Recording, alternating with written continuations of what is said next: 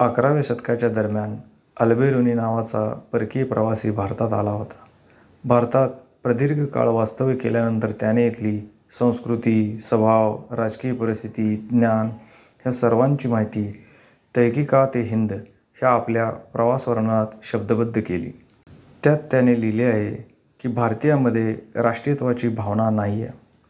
ज्या छोट्या मोठ्या राज्यांमध्ये तो विभागला गेला आहे त्यांच्यात आपापसात ईर्षेतून युद्ध चालत असतात. लोक मंदिरांना खूप दानधर्म करतात. जाती व्यवस्थेचा प्रचंड पगडा भारतीय लोकांवर आहे. आपल्याकडे असलेले ज्ञान दुसऱ्याला देण्याची पद्धत ह्यांच्यात नाही. स्वजातीयांनाच ज्ञान देण्याची पद्धत नसल्याने परकीयांना तर देण्याचा विषयच येत नाही. इतिहास सुसंगत लिहिण्याची पद्धत इथे रूढ नाही. जास्त काही विचारले तर कथा कल्पना रंगवून सांगतात. आपल्या देशाचे ज्ञान धर्म सर्व जगात उच्च असून तसं इतर कोणाकडेही नाही अशी त्यांची मानसिकता आहे. अल्बेरुनीनं भारतीयांचं केलेलं वर्णन किती अचूक होतं याची प्रचिती आज 1000 वर्ष उलटून गेल्यावरही येते. गेल्या 1000 वर्षात तुघलक, खिलजी, घोरी, लोदी, गुलाम, सुरी, मुघल, ब्रिटिश, पोर्तुगीज, फ्रेंच असे अनेक जण भारतावर थोड्याफार प्रमाणात राज्य करून गेले. पण हे कोण होते? कुठून आले? मुठभर असून इथे राज्य करण्यात यशस्वी कसे झाले? याचा कधीही अभ्यास करण्याची गरज भारतीयांना पडली नाही.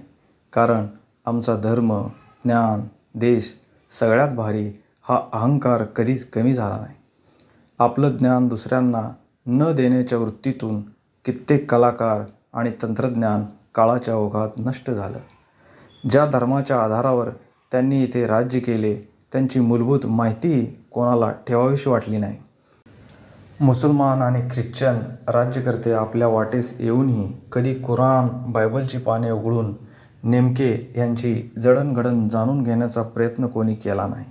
ईस्ट इंडिया कंपनीने 150 वर्ष राज्य केलं तरी तिचं कामकाज, संस्थापक, संचालक मंडळ, रेकॉर्ड किपिंगचे महत्त्व याचा अभ्यास करावासा वाटला नाही. अल्बेरुनीनं लिहिला तसा जातीचा पगडा आजही समाजावर आहे हे आपल्याच ज्येष्ठ नेते मंडळींच्या भाषणबाजीतून दररोज वाचनात येत असतं. मंदिरांना तर आजही मोठ्या प्रमाणावर दानधर्म होतो. आपल्या पूर्वजांचे अगाध ज्ञान सोशल मीडियावर टवाळकीचा विषय होते तर काही ठिकाणी दुराभिमानाचा. दुसऱ्या राज्याच्या नेत्याला आपल्या राज्यात पाय न ठेवू देण्याची भाषा आजही केली जाते. आपला खरा इतिहास पद्मावत, पृथ्वीराज, पानिपत सारख्या चित्रपटामधून अतिरंजित करून दाखवला जातो. हे सर्व पाहिल्यावर प्रश्न पडतो की गेल्या 1000 वर्षांच्या आपल्या इतिहासातून आपण नेमकं शिकलो तरी काय? हे शिकायचं तरी कुणी?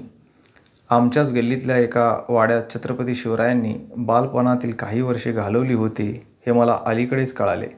आपल्या शहरात नित्यपरिचयाच्या जागेत गोपिकाबाई पेशव्यांची समाधी आहे हे देखील अलीकडेच कळाले. ज्यांच्या नावाने शाळा ओळखली जायची त्यांनी पानिपतात किती पराक्रम गाजवला हे देखील कोणी सांगितले नाही. शहरातील पांडवलेणी पांडवकालीन नाही हे समजायला पण अर्धे आयुष्य खर्ची पडल्यावर मुहूर्त लागला.